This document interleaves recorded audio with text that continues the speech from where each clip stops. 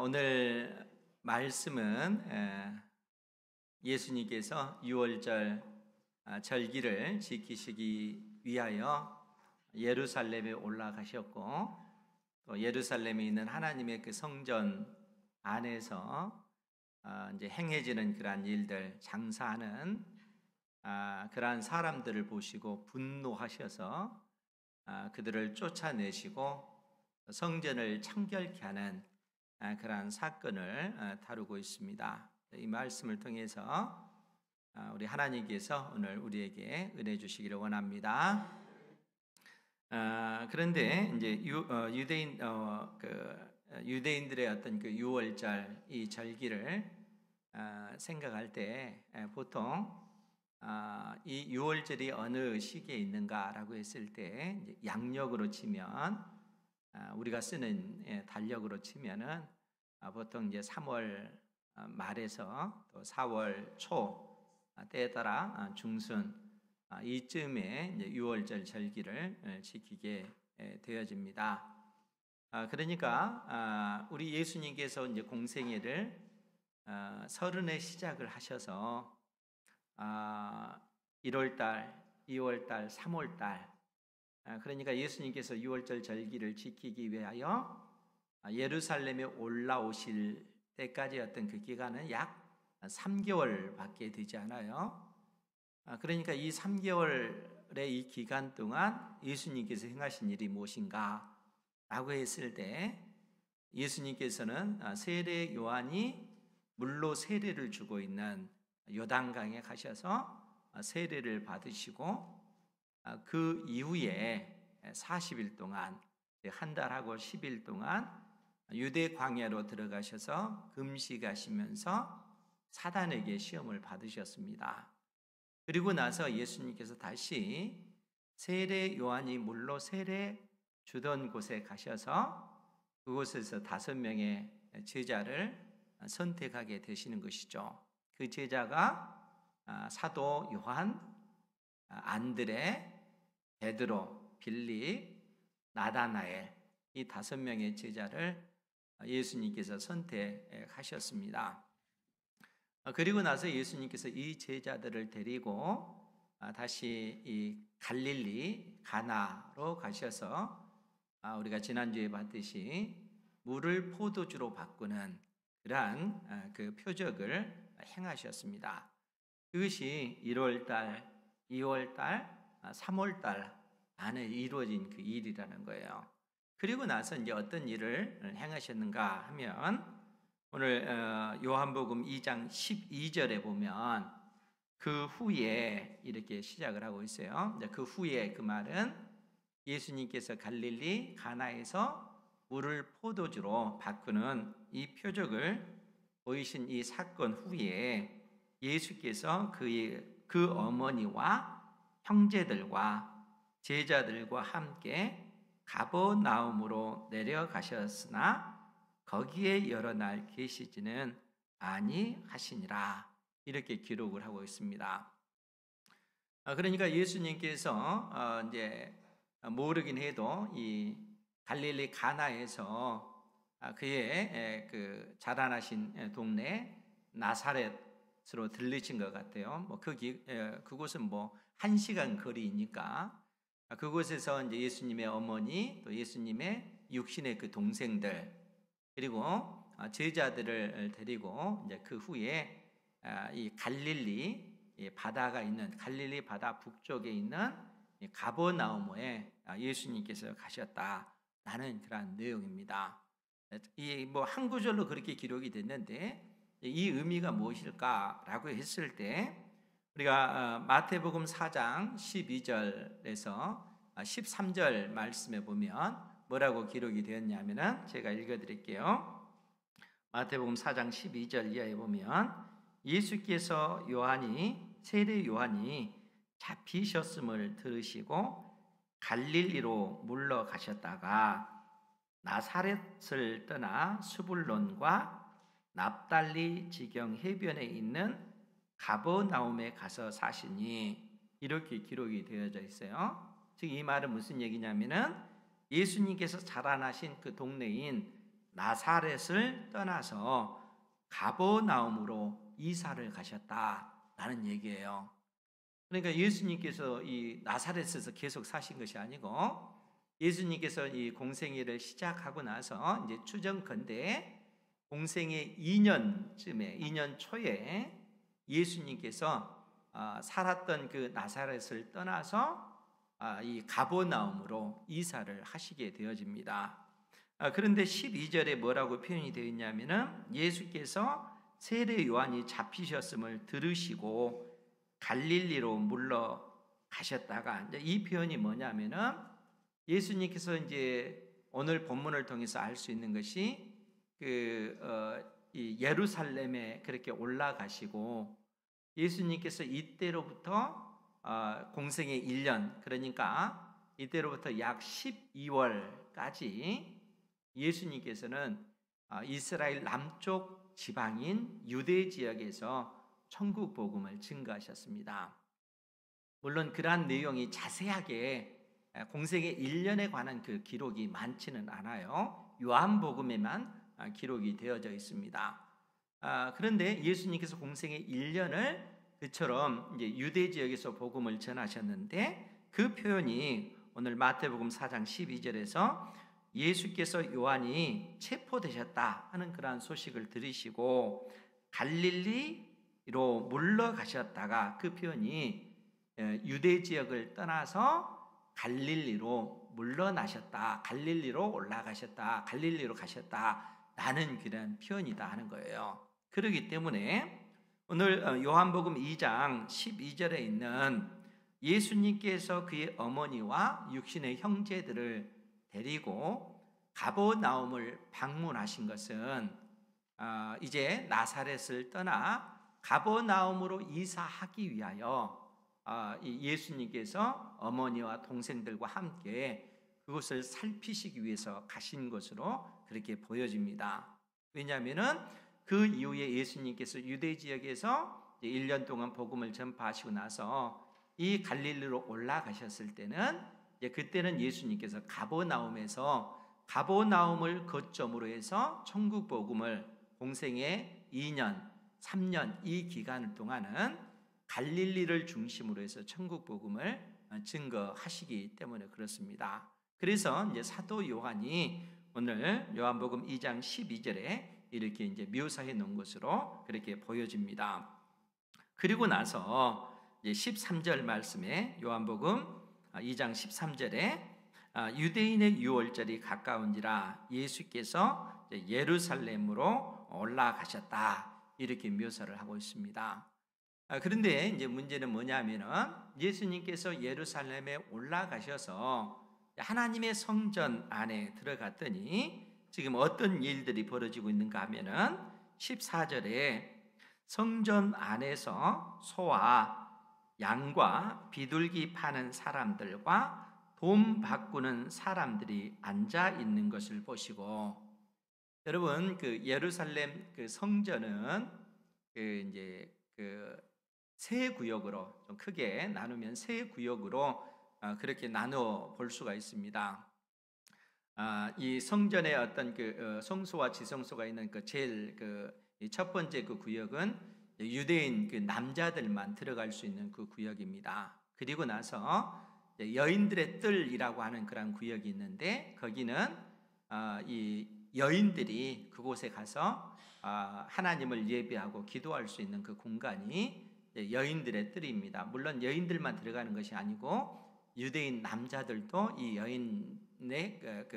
여인들의 그 뜰에 들어갈 수 있는 그 공간이에요. 그러니까 유대인 남자들의 그 뜰이 있고 유대인 여인들의 그 뜰이 있고, 그리고 이제 세 번째 그 공간이 이방인들의 뜰이라고 하는 공간이 있어요. 그러니까 이방인들도 하나님을 믿는 사람들은 그곳에서 하나님 앞에 기도하고 하나님을 예배하는 그러한 장소로서 이방인들의 그 공간이 그렇게 만들어져 있는 것입니다. 그런데 예수님 당대에 이 이방인들의 이 뜰에서 지금 행해지는 일들이 뭐냐면은 이 소나 또 양과 또 비둘기, 돈 바꾸는 사람들, 이러한 사람들이 이곳에서 장사하고 있는 이러한 그 모습이라는 거예요. 그러니까 이로 인해서 예수님께서는 그 모습들을 보고 분노하십니다. 그래서 뭐라고 얘기를 하냐면은 15절 16절에 보면 노끈으로 채찍을 만드사 양이나 소를 다 성전에서 내쫓으시고 돈 바꾸는 사람들의 돈을 쏟으시며 상을 엎으시고 비둘기 파는 사람들에게 이르시되 이것을 여기서 가져가라. 내 아버지의 집으로 장사하는 집을 만들지 말라. 우리 주님께서 분노하시면서 지금 이 말씀을 하고 계시다는 거예요. 그러면은 이제 여기서 조금 더 생각을 해봐야 될 것이 소, 양, 비둘기 파는 사람들, 또 돈을 바꾸는 사람들, 이 사람들이 이 가난한 사람들인가 하면은 절대 이 사람들은 가난한 사람들이 아니에요. 왜 그런가 하면은 이스라엘이라고 하는 나라를 로마가 통치하고 로마가 지배할 때부터 이제는 어떤 일이 벌어지냐면은 이때부터 로마의 그 권력자들, 특히 수리아 총독과 유대 그 총독들이 이스라엘 백성들이 이 성전에서 이 섬기는 대제사장의 어떤 이 직분을 아론 계열의 후손들이 대제사장 직분을 맡은 것이 아니고, 이때는 누구든지 많은 돈을 가지고 와서 유대 총독에게 또 수리아 그 총독에게 뇌물로 바치게 되어지면 대제사장 직분을 이 사람들이 돈을 받고 파는 거예요. 이렇게 해서 대제사장이 된 사람이 누군가 하면은 안나스라고 하는 사람이라는 거예요. 그리고 예수님 당대의 대제사장, 법적인 그 대제사장은 누구냐 하면은 가야바인데, 이 가야바의 장인이 안나스입니다. 그러니까 이 로마의 그 권력자들이 이 유대 총독으로 부임하게 되고 또 수리아 총독으로 부임하게 되면은 그들이 대제사장 직분을 이용해서 돈을 벌기 위해서 그 제사장 직분을 가지고 있는 사람을 파면시키는 거예요. 그러면 그 사람들이 어떻게 하겠어요? 많은 돈을 가지고 와서 그 대제사장 직분을 내가 맡을 수 있게 해주십시오라고 하면은 그 직분을 돈을 받고 그렇게 파는 겁니다. 그러니까 안나스 역시 파면됐다가 그가 이제 그의 사위인 가야바를 대제사장으로 세우고 또 이 성전을 관리하는 이 일을 통해서 많은 이익을 남기는 이 일들을 한다는 거예요. 그러니까 성전 안에서 이처럼 이 점포를 열고 장사하는 사람들은 그냥 장사하는 사람들이 아니라 대제사장에게 많은 돈을 주고 장사하는 그런 사람들이고, 또 어떤 그 대제사장들이 성전에 드려지는 어떤 그 제물 같은 경우는 이 제사장들이 이 짐승은 하나님 앞에 바쳐도 됩니다, 안 됩니다, 이런 판단을 누가 하냐면은 제사장들이 한다는 거예요. 그렇기 때문에 이때 당시 성전 안에서 장사하는 사람들은 이처럼 많은 돈을 제사장과 레위 사람들에게 주고 장사를 하게 되어지는 것이고, 또 이 사람들이 이처럼 장사하기 때문에 많은 어떤 이익을 남기는 그런 사람들이라는 거예요. 더더구나 돈 바꾸는 사람들도 있잖아요. 환전상들인데 이런 사람들은 지금 천하 각국에서 흩어진 그 유대인들이 하나님을 예배하기 위해서 성전에 왔을 때 그들은 성전세를 내게 되어집니다. 성전세는 보통 6월절에 이스라엘 남자들은 단 한 번씩 내게 되어지는 거예요. 그런데 이 성전세를 낼 때 로마 돈으로 드리면 안 되는 거예요. 왜냐하면 로마의 그 동전에는 황제의 그 얼굴이 새겨져 있잖아요. 그러니까 우상의 그 형상이기 때문에 성전에 드릴 수가 없는 것입니다. 그렇기 때문에 로마 화폐를 받고 그런 형상이 없는 은화로 바꿔주는 그러한 일들을 이 환전상들이 하는 겁니다. 그러니까 이렇게 바꿔주면서 엄청난 그 이익을 남기는 사람들이 이 환전상들이라는 거예요. 그러니까 이 사람들은 지금 이 대제사장의 그 비호 하에 성전에서 장사하면서 많은 어떤 이익을 남기는 그런 사람들이라는 거예요. 그러니까 우리 주님께서 지금 이곳에 오셔서 그러한 어떤 그 모습들을 보시면서 거룩한 그 분노를 지금 하시는 거예요. 그러면서 이것을 여기서 가져가라. 내 아버지의 집으로 장사하는 집을 만들지 말라. 하나님의 성전에서 오히려 사람들은 성전의 어떤 그 기능, 성전의 그 역할, 이거에 대해서는 관심이 없고 오히려 사람들이 그 성전을 이용해서 많은 돈을 벌기 위해서 힘쓰는 그러한 모습을 보여주고 있다는 거예요. 주님께서 그러한 모습을 향하여 진노하시는 거예요. 그러면 사랑하는 성도 여러분, 성전이라고 하는 것이 어떤 역할을 하는 곳일까요? 성전. 지금 그 주님께서 이 성전이 어떠한 역할을 하는 것인가, 이러한 사실을 일깨워 주시기 위해서 이 성전을 청결케 하는 이러한 사건을 지금 행하시는 거예요. 그렇기 때문에 그러한 예수님의 그 모습을 보시면서 오늘 17절 말씀에 뭐라고 기록이 됐냐면은, 우리 17절 말씀 같이 한번 보죠. 17절 시작. 제자들이 성경 말씀에 주의 전을 사모하는 열심히 나를 삼키리라 한 것을 기억하더라. 아멘. 지금 이 말씀은 주의 전을 사모하는 열심히 나를 삼키리라, 시편 69편 9절에 있는 말씀입니다. 다윗이 기록한 시예요. 그런데 지금 이 표현이 무슨 의미인가 하면은 주의 성전을 사모하는 열심히 나를, 즉 다윗을 얘기하는 겁니다. 다윗을 삼키리라 한 것을 기억하더라. 제자들이 예수님의 모습을 보면서 다윗이 고백한 이 고백의 내용을 생각했다는 거예요. 그 말이 무슨 얘기냐면은 성전의 그 역할, 성전의 그 기능이라고 하는 것이 무엇인가 하는 사실을 우리로 하여금 생각하게 한다는 거예요. 여러분, 이 말씀 한번 생각해 보세요. 주의 성전을 사모하는 열심히 그 불이 나를 삼키리라. 그러니까 주의 성전을 사모하는 그 열심, 다윗이 성전을 향하여 갖는 그 마음, 그 열심이 다윗 자신을 삼켜버렸다는 얘기예요.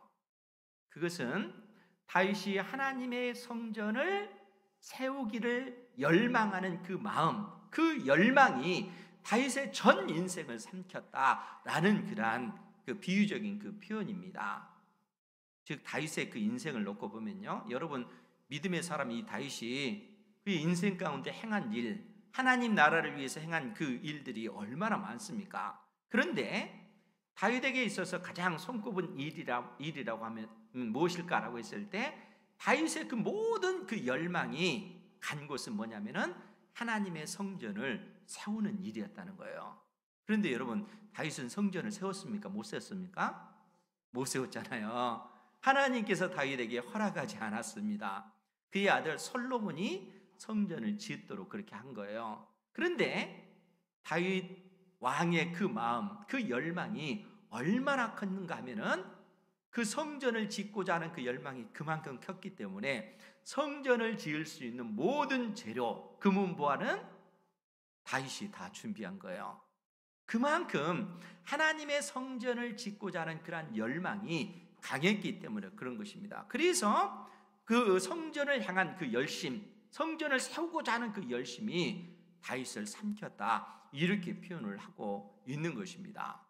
그러면 도대체 왜 다윗은 하나님의 성전을 그처럼 짓기를 원했을까요? 다윗을 통해서는 알 수가 없어요. 그런데 그의 아들 솔로몬이 하나님의 성전을 짓고 나서 그 성전을 하나님 앞에 올려드리고 나서 그 성전을 향해서 하나님께 기도하는 내용이 있습니다. 그 기도의 내용이 열왕기상 8장에 나와 있는데, 그 핵심적으로 그 내용을 추려서 이 말씀을 드리자면, 누구든지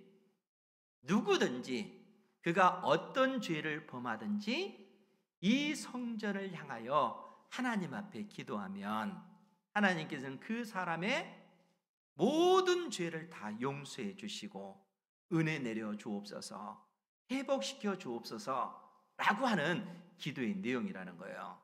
그래서 그 내용을 보다 더 구체적으로 들어가 보면은 이스라엘 백성들 가운데 이스라엘 백성들이 하나님 앞에 범죄하여 이로 인하여 그 죄로 인한 하나님의 언약적 심판이 그들 가운데 나타났을 때 그 심판의 내용이 뭐냐면은 첫 번째로 전쟁의 심판이라는 거예요. 이방 나라를 통해서 하나님께서 이스라엘 백성들을 치신 것입니다. 또 기근의 재앙입니다. 또 전염병의 재앙이에요. 심지어 이스라엘 백성들이 이러한 죄에서 돌이키지 아니했을 때 하나님께서 이스라엘을 멸망시키시고 그들이 이방 땅으로 포로로 끌려갔을 때 그들이 그곳에서 그들이 하나님 앞에 범죄했다는 사실을 깨닫고 그 성전을 향하여 눈물로 기도하며 하나님, 내가 하나님 앞에 범죄했습니다. 이 죄를 용서하여 주시고 나를 회복시켜 주옵소서. 하나님 앞에 성전을 향해서 기도하면 하나님께서는 그 기도를 들으시고 응답해 달라는 그 기도를 솔로몬이 하나님 앞에 드리는 거예요. 즉 성전이라고 하는 것이 어떤 역할을 하는 것인가라고 했을 때 하나님과 하나님의 택한 백성 사이에 파기된 언약 관계를 다시 회복할 수 있는 그 기능이 성전을 통해서 이루어진다는 거예요. 왜냐하면 이 성전에는 제사장이 있고 대제사장이 있고 이 대제사장이 하나님과 택한 백성 이스라엘 사이의 중보자가 되어서 파기된 언약 관계를 회복시켜 주기 때문에 그런 것입니다. 우리가 어떠한 죄를 범했다 할지라도 하나님께서는 그러한 은혜를 우리에게 베풀어 주신다는 거예요. 그러니까 다윗 왕이 하나님의 성전을 짓기 위하여 그의 그 열심이 나를 삼키리라, 이러한 열정을 가지고 하나님의 성전을 세우기를 원했다는 거예요. 그런데 오늘 우리 주님께서 이 성전에 들어오셨을 때 어떤 일들이 벌어지는 거예요? 성전 안이 하나님과 이스라엘 사이의 그 관계를 회복시키는 그러한 역할이 아니라 인간들의 어떤 그 죄악과 그 탐욕에 의해서 장사하는, 돈을 버는 그러한 공간이 되고 말았다는 거예요. 그러니까 성전의 그 본래의 그 의미, 그 기능은 없어지고 인간의 그 욕심만 가득 찬 그러한 곳이 되고 말았다는 거예요. 여러분, 이 얼마나 슬픈 일입니까? 오늘날 우리가 하나님 앞에 나와서 예배를 드리고 하나님 앞에 하나님과 우리 사이, 믿음의 백성들의 그 공동체 사이에 한 주간의 우리의 삶을 되돌아보면서 우리의 그 허물을 하나님 앞에 아뢰할 때, 우리 주 예수 그리스도의 이름으로 하나님 앞에 나갈 때 하나님께서 우리의 모든 죄를 사하시고 우리를 회복시켜 주시며 우리를 이 세상 속에서 구별된 백성답게 살아갈 수 있도록 은혜를 주시잖아요. 우리가 주일날 하나님 앞에 드리는 이 예배를 통해서 하나님과 우리 사이의 그 관계가 회복되어진다는 거예요. 교회를 통해서 하나님께서는 그러한 일들을 행하고 계시는 겁니다. 그러니까 우리가 하나님 앞에 예수 그리스도의 이름으로 나와서 예배한다는 것이 얼마나 귀하고 중요한 일인가 우리는 생각해야 된다는 거예요. 그러니까 여러분들이 예배를 소홀하게 여기면 안 됩니다. 하나님과 우리 사이의 그 관계를 회복시켜주는 그 역할을 우리의 예배가 그 역할을 하고 있기 때문에 그렇다는 거예요. 그러니까 교회는 교회의 그 본래적인 그 기능과 그 사명을 우리가 결코 잊어서는 안 되겠죠. 교회가 세상 사람들과 같이 돈을 버는 그런 공간이 아니잖아요. 이 세상의 어느 단체처럼 이 교회가 어떤 이 세상의 어떤 사상을 퍼뜨리거나 어떤 정치적인 문제를 언급하거나 하는 것이 교회가 아니고 하나님과 이 세상 사이의 중보자로서 교회는 존재하고 이 세상의 모든 그 죄를 사해 줄 수 있는 유일한 그 통로가 교회를 통해서 이루어진다는 거예요. 그렇기 때문에 우리 주님께서 예루살렘 성전에 가셔서 그 안에서 또 양이나 소를 파는 사람, 또 돈 바꾸는 사람들, 비둘기 파는 사람, 이 모든 사람들을 노끈으로 채찍으로 만드셔서 그들을 때리시고 그들의 상을 엎으시면서 내 아버지의 집을 장사하는 집으로 만들지 말라, 이처럼 주님께서 말씀하셨다는 거예요.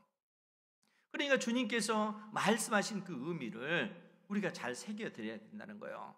예배를 통해서 오직 하나님 앞에 우리의 그 마음을 내어드리고 또 우리의 그 연약함이 하나님께서 베푸시는 은혜를 통해서 회복되어지기 때문에 그런 것입니다. 그런데 주님께서 행하신 이러한 그 모습을 보고 나서 18절 말씀에 보면 뭐라고 기록이 됐냐면은, 이에 유대인들이 대답하여 예수께 말하기를 내가 이런 일을 행하니 무슨 표적을 우리에게 보이겠느냐. 이 유대인들은 또 레위인들, 제사장들, 이 안에서 장사하는 그런 유대인들을 이야기하겠죠. 이 사람들이 도대체 네가 무슨 권세를 가지고 이 일을 행하느냐, 이렇게 행하는 그 표적을 우리에게 보이라, 이렇게 요구합니다. 그럴 때 주님께서 뭐라고 말씀하시냐면은 19절 말씀입니다. 예수께서 대답하여 이르시되 너희가 이 성전을 헐라 내가 사흘 동안에 일으키리라. 이 성전을 헐라 라고 주님께서 말씀하시는 거예요. 그러니까 구약시대 때 건물로서의 그 성전은 실체가 아니라 그림자예요. 이제 실체이신 예수님께서 오셨기 때문에 그림자인 이 성전은 헐라 라고 지금 말씀하시는 것입니다. 그러면서 내가 3일 만에 이 성전을 다시 일으키겠다, 이렇게 말씀을 하시는 거예요. 그 소리를 듣는 그 사람들이 충격을 받지 않겠어요? 그리고 예수님께서 하신 말씀의 그 의미를 그들은 깨닫지를 못하는 거예요. 그러면서 그들이 하는 얘기가 20절에 유대인들이 이르되 이 성전은 46년 동안에 지었거늘 내가 3일 동안에 일으키겠느냐. 지금 헤롯 대왕이 유대인들의 환심을 사기 위해서 기원전 약 20년, 기원전 20년 때부터 이 헤롯 대왕이 유대인들의 환심을 사기 위해서 스룹바벨이 지었던 그 성전을 증축하는 이 공사를 행해왔다는 거예요. 그러니까 예수님께서 지금 말씀하신 이때까지 무려 46년의 그 세월이 지금 흐른 거예요. 여전히 이 성전을 증축하는 이 일이, 이 공사가 끝나지 않는 그런 상태라는 거예요. 그러니까 46년 동안 지금 지었는데 어떻게 네가 3일 동안에 일으키겠다, 이렇게 말할 수 있느냐라고 그들이 이야기하는 것이죠. 그런데 성경이 뭐라고 기록하고 있냐면은 21절 22절에 보면 그러나 예수는 성전된 자기 육체를 가리켜 말씀하신 것이라 죽은 자 가운데서 살아나신 후에야 제자들이 이 말씀하신 것을 기억하고 성경과 예수께서 하신 말씀을 믿었더라. 예수님께서는 3일 만에 너희들이 이 성전을 헐라 내가 3일 만에 다시 일으키겠다 라고 하신 그 말씀의 의미가 성전된 자기 육체, 예수님의 육체를 가리켜 말씀하신 것이라는 거예요. 예수님께서 참 성전이시다 라고 지금 말씀해 주고 계시는 것입니다. 그리고 제자들이 깨닫는 것이 무엇입니까? 예수님께서 우리의 모든 죄를 짊어지시고 십자가에 못 박혀 죽으시고 죽음의 권세를 이기시고 부활하신 그 사건을 통해서 예수님께서 바로 참된 성전이구나 하는 사실을, 이 진리를 깨닫게 되어졌다는 거예요. 그러니까 지금 예수님께서 공생애를 시작하시면서 지금 이 일을 행하셨는데, 사실 예수님께서 이 예루살렘에 올라오셔서 이 성전 안에서 성전을 청결케 하는 이 사건을 통해서 예수님, 그 이전에는 실상 예수님은 나사렛의 무명의 청년에 불과한 거예요. 그런데 6월절 이 절기를 통해서 예수님께서 자기 자신이 누구신지 온 이스라엘에게 드러내기 시작하셨다는 거예요.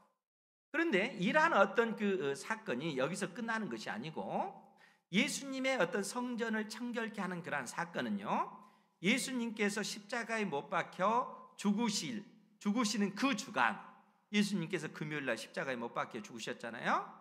그 주간 주일날 예수님께서 예루살렘 성에 입성하시고 그 다음날 월요일날 성전을 청결케 하는 이 사건, 이 비슷한 이 사건을 또 행하셨어요.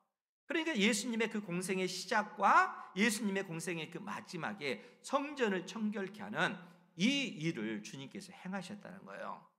그것이 무엇을 의미하는가라고 하면 결국 예수님께서 그 공생애를 통해서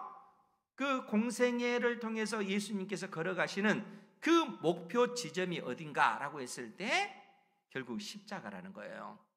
주님께서 십자가에 못 박혀 죽으시고 그 죽음의 권세를 이기고 부활하시는 그 방향을 향하여 예수님께서는 공생의 그 삶을 사신 것입니다. 그런데 그 표현을 오늘 성경이 뭐라고 언급을 했냐면은 17절에 있는 표현대로 성경 말씀에 주의 성전을 사모하는 열심이 나를 삼키리라.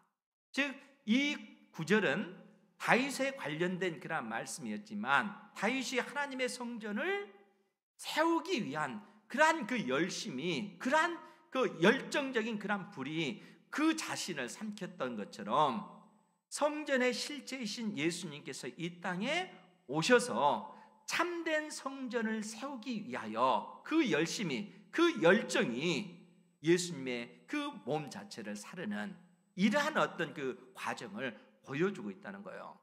그러니까 주님께서, 이 땅에 오신 예수님께서 택한 백성인 우리를 구원하시기 위하여, 우리의 죄와 우리의 그 허물로부터 우리를 건져내시기 위하여 우리 주님께서는 십자가를 향하여 묵묵히 열정적으로 달려가셨고, 우리를 구원하시기 위해서 십자가에 못 박혀 죽으시고 우리에게 영원한 생명 주시기 위하여 죽음의 권세를 이기고 부활하셨다는 거예요.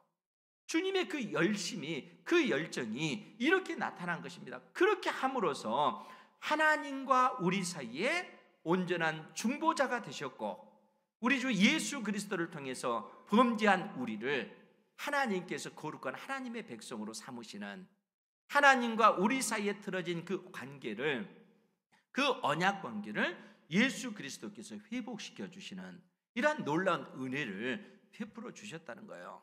우리가 예수 그리스도를 통해서 이 은혜를 입은 것입니다. 그렇기 때문에 예수 그리스도를 믿음으로 말미암아 구원받은 하나님의 자녀들은 이제는 하나님의 자녀로서 어떠한 은혜를 입게 되어지는가라고 하면은, 우리가 어느 곳에 있든지, 어떤 상황 가운데 있든지, 어떤 환경 가운데 있든지 참된 성전이신 우리 주 예수 그리스도의 이름에 힘입어서 아버지 하나님 앞에 나아가 우리의 연약함을 고백하고 하나님의 은혜를 구하면 하나님께서 우리의 그 기도를 들으시고 우리를 일으켜 세워주신다는 거예요. 이 믿음 가운데 살아가시기 바랍니다. 우리는 혼자가 아니라는 거예요. 성전이 있다라고 하는 것은 이 성전에 하나님이 계시다라는 그런 의미잖아요. 이제는 성전이신 예수 그리스도의 이름으로 우리는 언제든지 하나님 앞에 나아갈 수 있는 그러한 자격이 생겼고 그러한 은혜를 입은 그러한 존재들이라는 거예요. 그렇기 때문에 우리가 읽기 잘 아는 히브리서 4장 15절 16절 말씀이, 그래서 그 말씀이 우리에게 이렇게 해주고 있잖아요. 히브리서 4장 15, 16절 말씀에 보면 우리에게 있는 대제사장은 우리의 연약함을 동정하지 못하실 리가 아니요 모든 일에 우리와 똑같이 시험을 받으신 이로되 죄는 없으시니라. 그러므로 우리는 긍휼하심을 받고 하나님의 무한하신 그 자비하심, 그 긍휼하심을 받고 때를 따라 돕는 은혜, 이 때라고 하는 것은 언제든지라는 거예요. 내가 하나님 앞에 나가서 내가 어떤 장소든지 그곳에서 바로 무릎을 꿇고 하나님 앞에 은혜를 구하면 때를 따라 돕는 은혜를 얻기 위하여 은혜의 보좌 앞에 담대히 나아갈 것이니라. 은혜의 보좌 앞에 나아갈 수 있는 이런 자격을 우리가 갖게 됐다는 거예요. 예수 그리스도의 이름에 힘입어서 예수 그리스도께서 참된 성전이시기 때문에 우리가 그러한 은혜를 입게 되어졌다는 거예요. 그러니까 예수님께서 그 공생애를 통해서 우리에게 이 진리를 일깨워 주신 것이죠. 예수님께서 참된 성전이시기 때문에 하나님과 우리 사이의 그 중보자로서 지금도 우리를 위해서 기도하고 계시고, 우리가 어떠한 상황 속에 있든지 그곳에서 하나님 앞에 나가 믿음으로 기도하고 하나님께 은혜를 구하면 하나님께서는 우리의 그 기도를 들으시고 은혜를 베풀어 주시는 것입니다.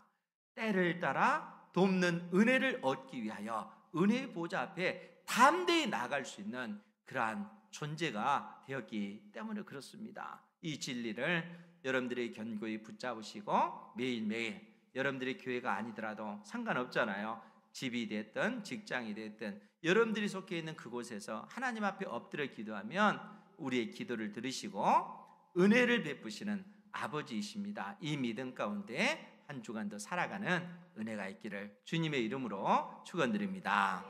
기도하겠습니다.